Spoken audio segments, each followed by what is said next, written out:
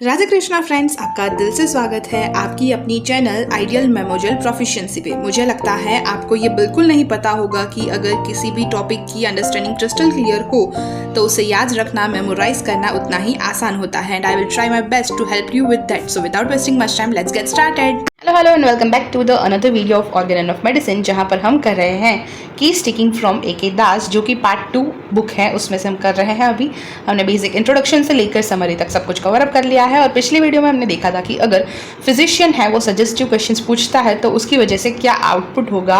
और आज हम देखने वाले हैं, आज का हमारा क्वेश्चन है scope of physical examination and laboratory investigation in homeopathic case taking. So without wasting much time, let's get started. So scope of physical examination, यानी कि जो भी हम फिजिकल एग्जामिनेशन हमारी स्टडीज़ के दौरान सीखते हैं, वो फिजिकल एग्जामिनेशन जब हम प्रैक्टिकली अप्लाई करते हैं तो एलोपैथी में या फिर मॉडर्न मेडिसिन में तो हमें उसकी इंपॉर्टेंस पता है कि हम क्यों करते हैं, लेकिन क्या होम्योपैथी में भी उसका कोई स्कोप है? होम्योपैथिक केस्टिंग में भी वो इंपॉर्टेंट है और लेबोरेटरी इन्वेस्टिगेशंस का भी जो यहाँ पर स्कोप है उसके बारे में बात की गई है। So there is a ample but limited, ample means बहुत ज़्यादा लेकिन limited, scope of physical examination and laboratory.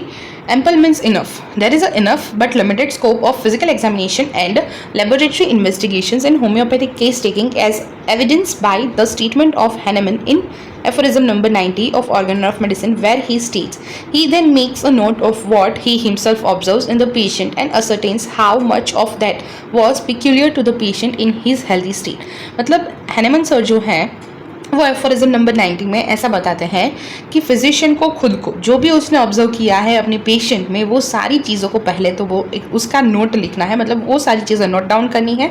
और फिर उसमें से जो भी फिजिशियन को पेशेंट के लिए पिक्यूलर लग रहा है, यानी कि पिक्यूलर सिम्टम्स है उसके, जो उसको इंडिविजुअलाइज कर रहे हैं, ऐसे सिम्टम्स को कंसिडर करना है जो पिक्यूलर थे पेशेंट में हेल्दी स्टेट में भी। So and ascertain how much of that was peculiar to the patient in healthy state, मतलब उसमें से भी क्या पिक्यूलर चीज़ प्रेजेंट थी हेल्दी स्टेट में भी, वो पेशेंट की पिक्यूलर चीज़ें हो सकती हैं।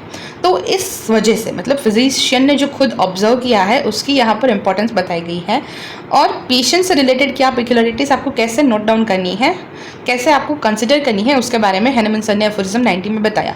इस वजह से जो फिजिकल एग्जामिनेशन करते हो आप और जो लेबोरेटरी इन्वेस्टिगेशंस करवाते हो उसके लिमिटेड स्कोप है, लेकिन हैं, जैसे कि hence the physician's observation play a great role in homeopathic case taking, such observations include।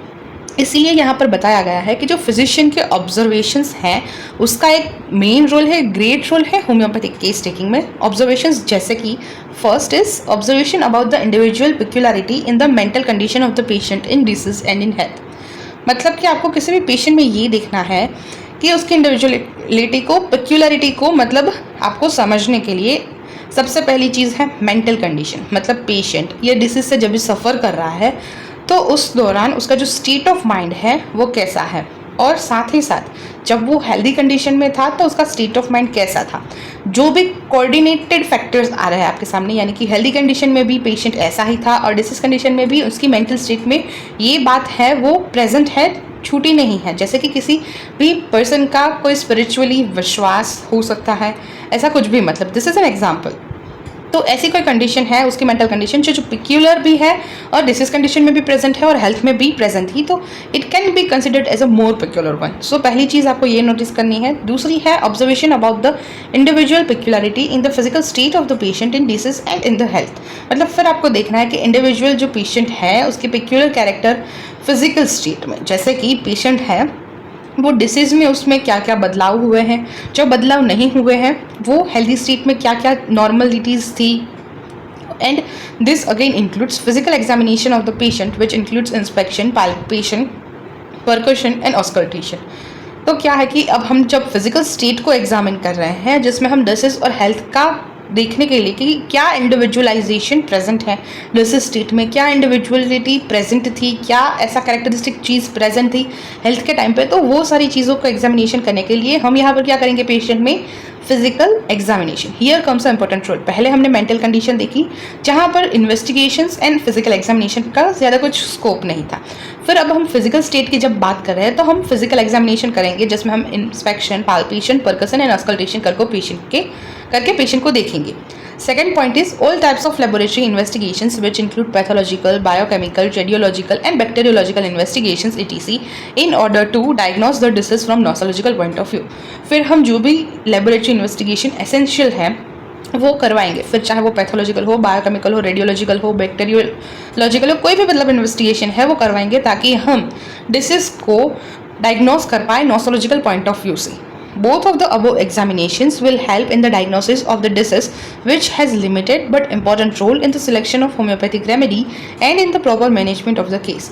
यानी कि ये जो दोनों ऊपर दिए गई examinations हैं वो important है क्योंकि ये हमें diagnosis करने के लिए भी, disease के diagnosis तक पहुँचने के लिए भी important है, helpful रहते हैं और इसका लिमिटेड स्कोप है, लेकिन ये एक इम्पॉर्टेंट रोल प्ले करते हैं होम्योपैथिक दवाई के सिलेक्शन में और प्रॉपर केस के मैनेजमेंट में. सिलेक्शन ऑफ होम्योपैथिक रेमेडी में इतना इम्पॉर्टेंट रोल नहीं है, लेकिन फिर भी इम्पॉर्टेंट रोल प्ले करते हैं क्योंकि जब भी हम डायग्नोसिस कर लेंगे तो हमें पता है कि ये डिसीज़ है. अब डिसीज़ पता चल गया तो डिसीज से रिलेटेड सिम्टम्स भी हमें पता चल गए.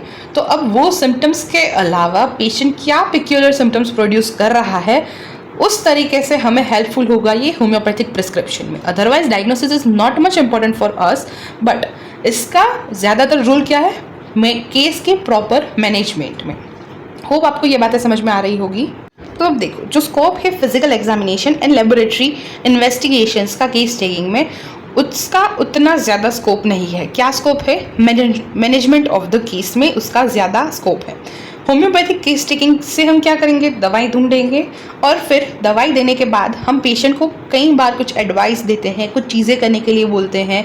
जो वो एडवाइस है, वो जो केस का मैनेजमेंट है, वहाँ पर रोल प्ले करता है physical examination and laboratory investigations, क्योंकि ये दोनों की मदद से we can diagnose the disease from nosological point of view.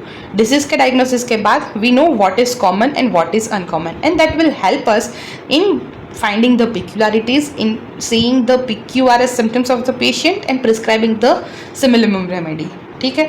तो फिजिकल एग्जामिनेशन से पहले हम क्या ऑब्जर्व करेंगे, mental condition of the patient. और ये दोनों बातें एग्जामिनेशन वाली मेंटल कंडीशन की और फिजिकल स्टेट का एग्जामिनेशन वाली, ये दोनों ऑब्जर्वेशन वाली बातें दी गई है एफोरिज्म नंबर 90 में. होप आज का क्वेश्चन हमारा क्लियर होगा. Scope of physical examination and laboratory investigations in homeopathic case taking. अब मिलते हैं हम नेक्स्ट वीडियो में नए क्वेश्चंस के साथ. बने रहिएगा चैनल पे.